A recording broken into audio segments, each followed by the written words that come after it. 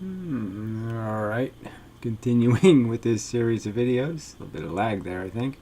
But anyway, we'll endeavor to persevere and such. Yes, Professor Lewin, Maxwell's equations. I guess they'll come up soon enough. So, yeah, I don't remember exactly what this video was. So it might not be a very long video. See how it goes. Material.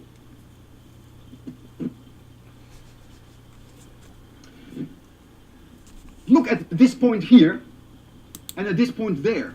If I asked you what is kappa of m, it's almost a ridiculous question, because what is kappa of m? I have a vacuum field, but I have no field. Sorry, it's not my fault entirely. Yeah. But I have no field inside. So the field inside, which is B, is 0, and the vacuum field is not 0. So you would have to answer kappa m is 0. That's the only thing you could say. Quite bizarre, right? But right here, there is a vacuum field. Right, so again, he just keeps talking about this field inside and all that stuff. It really has nothing to do with it. It's sort of just a momentum question. The momentum sort of gets it to a point, and that you have to fight to change it, and the change takes a little bit of time, and then you can get to the full change, and then if you change it again, you're gonna. It's just not that complicated. It's not as complicated as to make it seem. But no field inside. So kappa m is 0 here and kappa m is 0 here. And remember here it was 1,000. Look at the situation, take this point of the curve and this point of the curve. Kappa m is less than 0, is negative. Because here the vacuum field is in this direction, but B prime is in that direction. So they're in opposite direction. So the net field is in that direction, but B vacuum is in this direction. And here it's also reversed. It's just that the two fields are fighting with each other because you're changing the field, so it's got to change everything, and there's going to be a point where it's 60-40, and then it's 60, then it's 55-45, and you know. So it's a bizarre situation that you are effectively having situations whereby kappa of m is 0, and kappa of m can also be negative for those points that I have there. I can show you this hysteresis curve, and I do it exactly the way that I explained to you, except that I will not be able to run this current very slowly up and down. I do it with 60 hertz alternating current, just get it out of the wall. And so I run through this solenoid in 60 hertz alternating current. That means we go through this curve very quickly back and forth. Between this point, maximum current, and this point, maximum current. The current clockwise, counterclockwise, clockwise, counterclockwise, and we change that 60 times per second. Right, there's the point where you change it too often and it won't behave at all, but whatever, continuing. And then I will show you this curve, again, highly distorted. I cannot plot it one-to-one for the reasons that I explained to you, and you will see then the hysteresis curve. That's called the hysteresis curve. And for that I have to do several things. And I always forget what I have to do, but just don't worry about it. I will find out. My TV goes on. This light goes off, and this light goes off. Look there on the screen, and you will see within seconds, there is the hysteresis curve. And as I said to you earlier, I cannot start here, unfortunately, because we switch it so fast back and forth, that this part of the curve, by the way, which is called the virginal curve, virginal because it's once and never again, once you've reached that point, from that moment on, you always stick to this. Now, I know you should know about that. And so here you see a striking example of a hysteresis curve. And so you can ask yourself now the question, can we make this material virginal again? And then the answer is yes, there are various ways you can do that. One way is you could take the material out. So that means you take it out, for instance, when there is remnant magnetism here, so it's a magnet. And now you heat it up above the Curie point, as we did last time in my lecture. And then the domains completely fall apart. And then you cool it again below the Curie point, and then it is virginal material again. And then you could start here again. That's one way you could do it. There's another way you could try to do it. You take a hammer and you just bang on it. So you take it out, and you have permanent magnetism either here or there, and you bang on it, and you hope for the best, and maybe you can get it back to here. There's another way, which we call demagnetization. And I think that's what happens when you steal a book in the library and you try to get away with it, and the alarm goes off. Someone hasn't demagnetized the magnetic strip in the book. But you may have noticed that when you take it out, that someone under the table goes like this. And what they're doing then is they're demagnetizing that strip. And the way you do that is as follows. Here the current goes back and forth between this value and this value. That means B vacuum and I are directly coupled to each other. So I think of this as being current. And now I go up to here and then back, and then here, and here, and here, and here, and here, and here, and here, and here, and here, and I end up there again. And I can show you that. So again, you have alternating current, but the amplitude of the current, you decrease and decrease and decrease. And you're going to see that there. And you might not even need to decrease it progressively. You might be able to just do it in steps, quickly. You see that I can turn this material, see the hysteresis curve changes, so the amplitude of the current is not as large, so the amplitude of the B vacuum is not as large, and I slowly go back, and I can change a non-virgin back into a virgin. And that's the way we do it as physicists. Demagnetization. Did I turn that off? Yes, I did.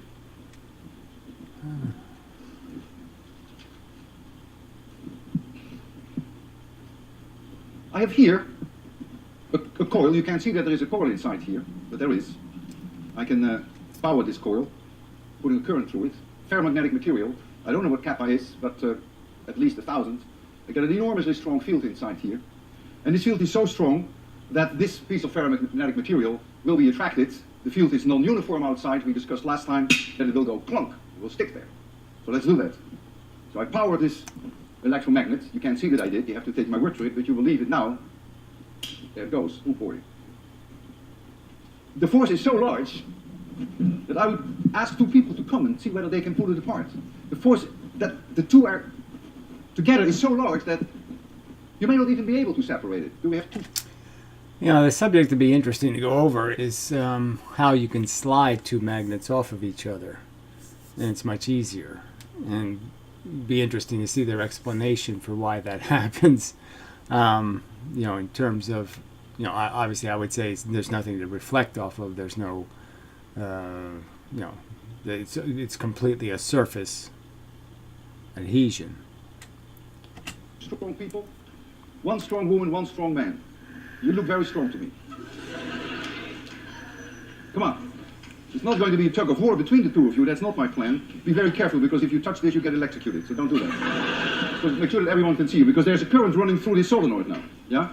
Okay, now, just in case that you succeed, I don't want you to get hurt. Okay. So make sure that you secure yourself.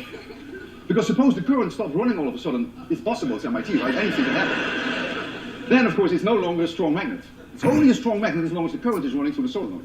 So you secure yourself too. Yeah, they should be smart enough to know that one. Okay, 3, 2, 1, 0, go.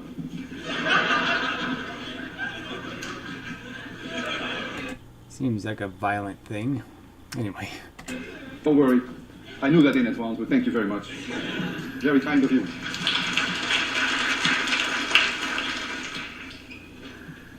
Now comes something that you will understand. If I make the current go to 0, then the vacuum field goes to 0. That means the field that is generated by the solenoid goes to 0. I will do that now in front of your own eyes. No more current, right? Why is this still hanging there? Yeah? Well, I already explained why it's still hanging there. It's just obviously a magnet. You've magnetized the piece of metal. Yes. So, that's why. You're here. You've taken the vacuum field out, but the domains to a certain degree are still aligned, and so the whole thing is still a magnet. Not as strong a magnet. If I were to invite you to come now and take it apart, you could. But it still takes substantial force, and I'll show you how large that force is. I'm going to load it down now. It's now 1 kilogram hanging on it. Ooh, let me make sure I secure that, otherwise I can get killed for a change. Okay, 3 kilograms is hanging on it now. 5 kilograms is hanging on it now. 7 kilograms is hanging on it now.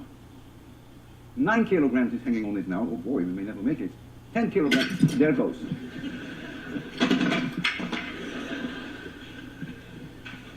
10 kilograms. Now the show is not over yet. What is very interesting, and I want you to think about it, that I think he drops it now, which is pretty funny. Now I take these two pieces of... If I take these two pieces of ferromagnetic material, that... Nothing. You know why? I dropped it on the floor. So the one that was really magnetic, what dropping it on the floor really demonstrated is that the second piece of metal didn't get very magnetized permanently, and the one that really got demagnetized by dropping it was the actual magnet, the electromagnet, which probably had to have an iron core or something kind of dense to be able to keep the magnetism. That's really why. I drop it on the floor, and that is like banging it with a hammer, and then the domains go away. Had I not dropped it on the floor, there would have been something left, but very little, which is interesting by itself. The shock of the separation, when that happened already, makes many of the domains flip back, and there would be very little left. Not enough to carry this weight anymore, but that's largely because I dropped it on the floor. I did that purposely so you can see when you drop things on the floor. If I bring ferromagnetic material in the vicinity of a magnet, I change the magnetic field configuration, and that's very easy to understand now. Suppose I have here a magnet, North Pole, South Pole, and the magnetic field. Alright, this part should be interesting because this is another place where I just say they're not getting it in terms of these fields. So again, he's drawing lines as if there's something the magnet is producing that has something to do with these lines. And the illusion is that the north and south end of the magnet are producing different things, and they're mixing on the outside. And that's what's changing that direction of that line. So again, they only see these lines by putting a compass needle and saying which way does the compass needle point. Well, the compass needle is another magnet. And obviously it's going to try to align itself with the existing magnet's polarity. And the more south it's exposed to, obviously the more it's going to start bending. And so obviously the bend in the line is being created by the exposure to the south end of the magnet. And the real force is still just a radial force, straight line force. So there's straight lines coming out of the north end and all the way around, and the only thing that's changing to bend those lines is the fact that you start being exposed to the south end of the magnet, and that's what's causing the bend in the line. But there's no actual force moving in these directions. There's no circular force. The force is radial. Now the dipole field is sort of like this. And now I bring in the vicinity here a piece of ferromagnetic material. It could be a wrench. What happens now is that this ferromagnetic material will see this vacuum field. This is called the vacuum field, an external field. And so these domains in there trying to line a little bit. Degree of success depends on how strong the field is, depends on the temperature, depends on the kappa m of that material. But certainly this will become sort of a south pole, this will become a north pole. So it's good he wrote the S at the corner and the N at the north, because it's sort of going to be like that. It's going to be a magnet that's going to sort of try to align with the existing exposure. And it's going to create another magnetic field, another bunch of radiation proportional to that arrangement. So the south end is going to be radiating just off that corner. The north end will probably be radiating just more or less off that corner. But the forces themselves, it's a straight line radiation, and it's either the south radiation or the north radiation, and it's just the exposure to those two radiations that will tell you which way the needle will bend. The way that these dipoles are going to align themselves, they're going to create themselves a field in this direction. They're going to support that field. And so the net result is that the field inside here becomes very strong. And so what happens with these field lines, they go like this. They're being sucked into this ferromagnetic material. Okay, so this is just so wrong. The lines, there's nothing being sucked into anything. They're just two different kinds of radiation, and they'll just radiate as a proportion to what they're being exposed to. So you could just figure that the little magnets are going to try to align like compass needles inside of there, and it's going to be a certain arrangement that's going to be the right way to align. Proportional to that circumstance, however, whatever angle you're at. It's very hard to know exactly how they go, and the field here will weaken. Now, that won't happen. The field there won't weaken. The field of the other magnet will cause some distractions, some more radiation exposure. And that other radiation will change the field there, but it won't weaken. I'm going to demonstrate that to you This is actually very easy to demonstrate. The way I'm going to demonstrate that is as follows. I have there a setup whereby we have a magnet and we have a nail and we have a string.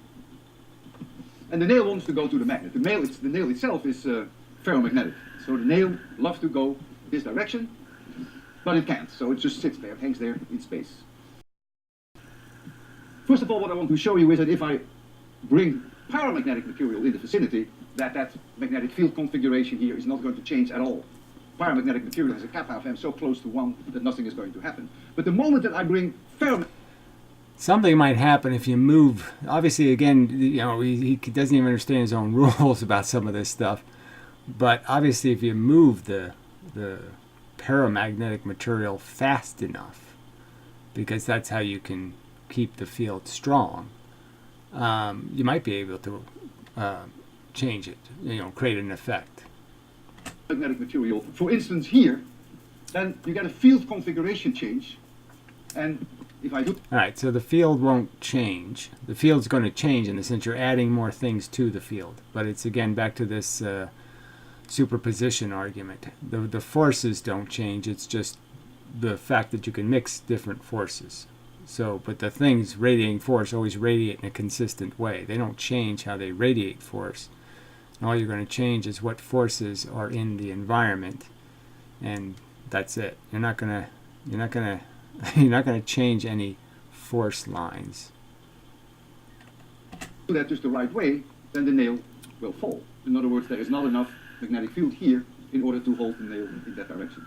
And I'm going to show that for you. Okay, so you'll see it. I mean, it's sort of easy to explain what's going to happen here, but I mean, the magnetic field won't weaken. He's just going to push the other magnet further away, and it's going to fall off because it's going to be too far away, the other ferromagnetic material. So he's going to have two competing ferromagnetic he's got the nail hanging there. He's going to bring another ferromagnetic material in, and the two of them are going to have repulsive fields.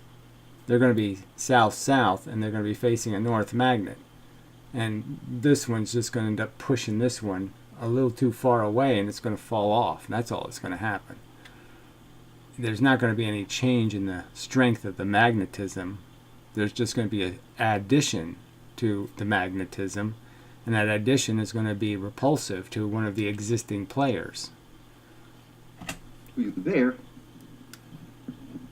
needs some power here, I believe, and we have to make it dark here. We're going to shadow project it for you,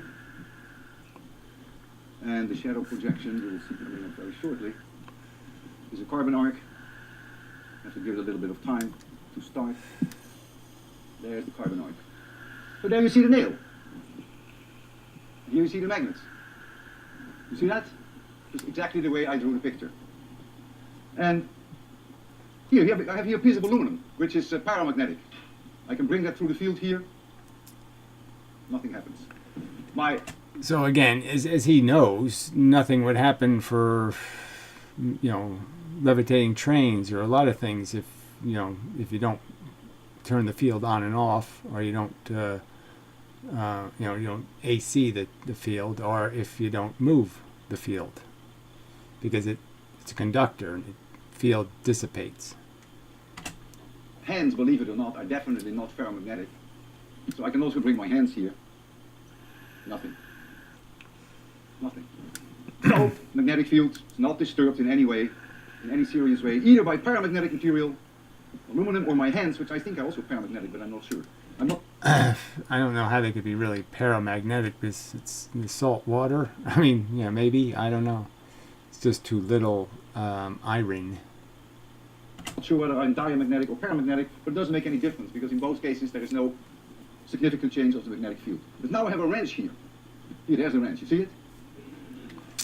All right, so let's understand the wrench is much more massive than the nail. So now he's putting two things in the magnetic field, one that's really going to be a much stronger magnet and a much weaker magnet. So we know which one's going to win in this little play. Okay. And the magnet's fixed, so the magnet can't move. The only thing that can move is the nail or the wrench. He's holding the wrench, so it's going to be controlled by him. it's not going to be able to move on its own. And the only thing that's stuck, that's mobile, is the nail. Now I'll bring the wrench close to that magnet. My major worry is that magnetic field is so strong that once the wrench goes, there's no way I can get it off again. So I got only one shot at it. So, in a sense, like I said, he's got the wrench higher. So the wrench is going to end up, let's say there's a south pole of the magnet. The wrench is going north on its top. The nail is north. He's really just bringing a north pole right next to that nail, or close to the nail. And it's the north pole is just going to be pushing the nail, and it doesn't have to push it too far for it to lose its attraction. It goes too far away to still be, to be strong enoughly tied to it to stay. That's all that happened here. No fields dissipated. There could be a slight change in the sense that the iron inside, I don't know what the magnet's made out of, but you could slightly change its domains when it's, looking at something. But again, you're not changing the field. You'd be changing the actual atoms inside the magnet and making their north pole move a little bit. So you might be able to move the poles a little bit, but you won't be able to change the force once it's in the field. But you can see it. You can see the nails moving away because it's got a south end and a north end right next to each other now. So the magnet's south, the wrench is strong north, and the two of them are really close together. And so the nail is feeling that repulsive field that he's introducing. He's introducing a repulsive field, and the nail's reacting to that. It's moving away, and as soon as it moves far enough away, it drops. There it goes. See? So what you saw now in front of your own eyes is that I changed the magnetic field configuration in such a way that the field was not strong enough to pull in the nail. So again, he didn't change the line thingies. I mean, the line thingies changed. Obviously a compass needle would have moved differently as you bring the wrench in. But the forces being created weren't changed. Couldn't change the forces. You can't move the forces. The light is light. So if there was two colors of light, blue and red, and they were coming out of a magnet, you'd understand. You can't change the light. You can only add more light or subtract light from the field. You can add forces, but you can't change the forces once they've been expelled. Now comes an important question, a big moment in our life. And that is, what now is the effect of magnetic material on Maxwell's equations? And let's take a look at Maxwell's equations. Here we have Maxwell's equations, the way we know them. And let's first look at number one. That's Gauss' law. Gauss' law says that the closed surface integral of E dot dA, that's the electric flux through a closed surface. All right, so let's understand. There hasn't been any real conversation in these previous videos about waves. Waves have not been a subject of conversation. Blah, blah, blah. So all of the foundations of Maxwell's equations aren't wave equations. They're just force equations. And the forces aren't doing waves. They're doing what forces do, which is radiating. They're ray equations. And they're not even much of a ray equation. There's only a few times where angles become important. E is equal to all the charge inside, divided by epsilon 0, but you have to allow for the kappa, for the dielectric constant. The kappa, by the way, always lowers the field inside the material when we deal with electric fields. It never increases it like magnetic fields. It always lowers it. Kappa is normally a few, except for water, it is 80, it's quite large. And there are some ridiculous substances whereby kappa can be as large as 300. I think strontium titanate, I just looked it up this morning, has a ridiculous value of kappa of 300. So that's Gauss' law. Nothing's going to change there, as far as I can see. And then we have the second one. The closed surface integral of B dot dl equals 0. Oh, it says an L. It shouldn't even be an L. Oh, I hope you caught that. This is an A, of course. How could I? This is the closed surface integral of B dot dA is 0. What this is telling me is that magnetic monopoles don't exist. At least we think they don't exist. Don't think that people are not trying to find them.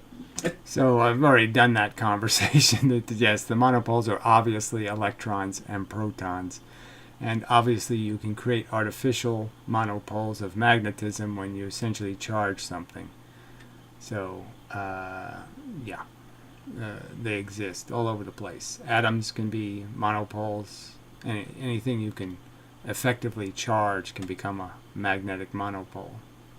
And if you find a magnetic monopole, and if you put that inside a box, then the closed surface integral of the magnetic flux through that box would not be zero. And so then this is not true. But as far as we know, it's always true, because we don't think that magnetic monopoles exist. And so then we come to the Faraday's law. Faraday's law runs our economy. Faraday's law tells you when you move conducting loops in magnetic fields that you create electricity. This equation runs our economy. And now we come, none of these, by the way, you capture it. So when you move, you capture. It's moving a net. You capture stuff in the net. It's a way of looking at it. So you move a wire through a field, you capture the radiation coming out of the field. Require any adjustment in terms of kappa of m. But now we come to Ampere's law. Ampere's law, which was amended by Maxwell himself, tells me what the magnetic field is, and all these results are for vacuum. But now we know that that's not true anymore. So this has to be adjusted now by a factor of kappa of m, which is the relative permeability. And kappa of m is perfectly kosher for paramagnetic and diamagnetic materials. There's never any problem there. So here it comes.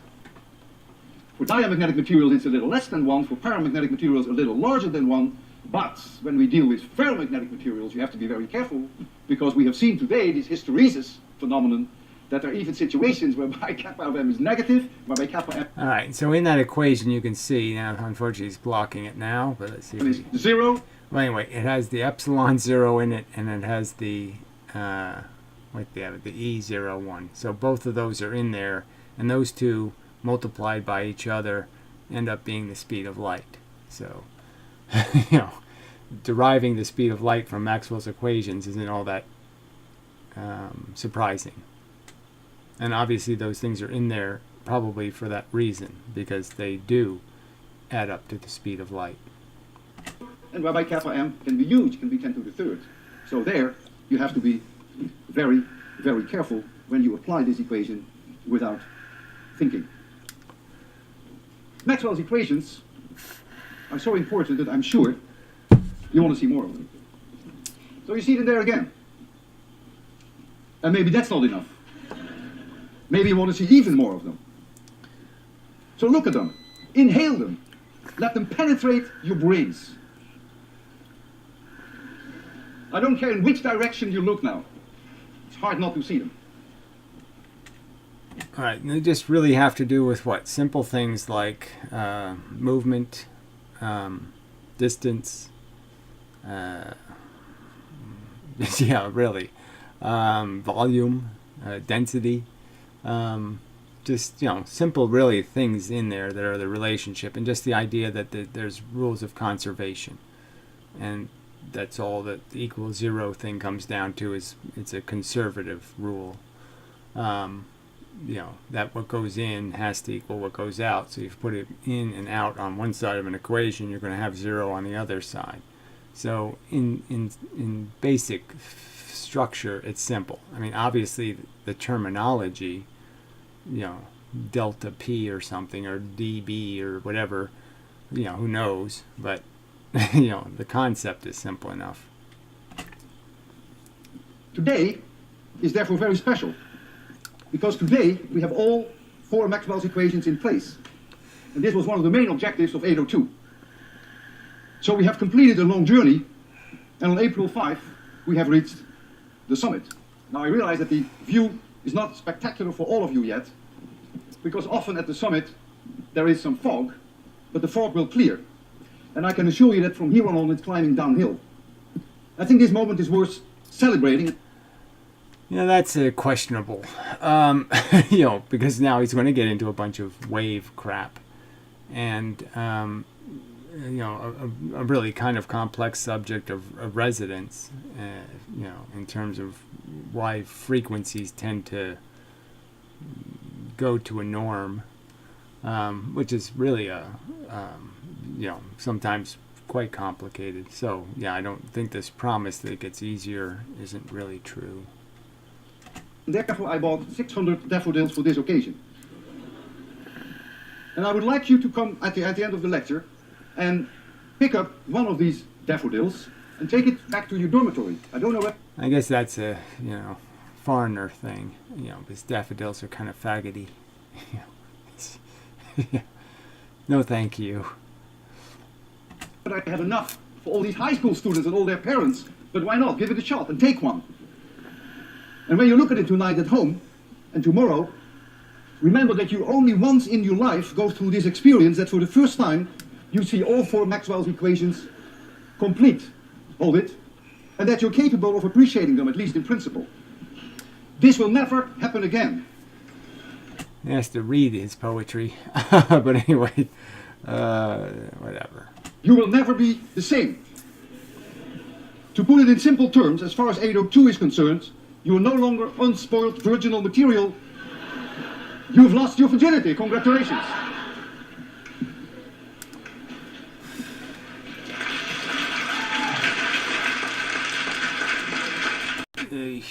Yike. Anyway, yeah, I don't know whether they actually show people. I guess they will show them picking daffodils.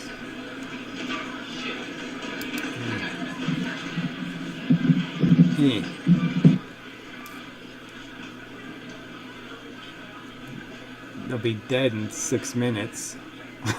Yeah. It's not even like they're plants or something. These cut flowers. But anyway.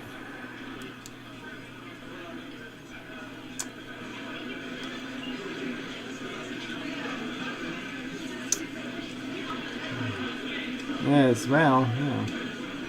I guess that's what they're just going to do for 15 minutes here. Alright, it's like 3 minutes, but it feels like 15 minutes.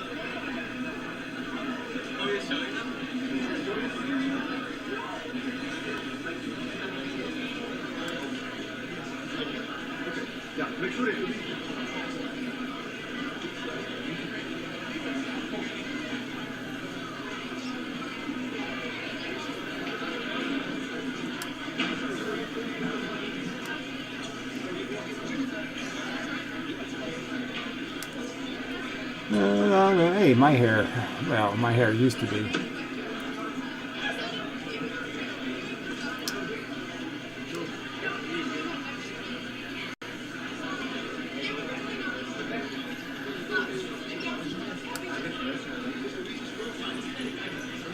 And such and so forth and whatnot.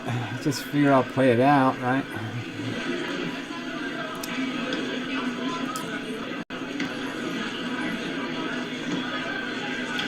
It really is an amazing percentage of Asians. It's like, it's just funny.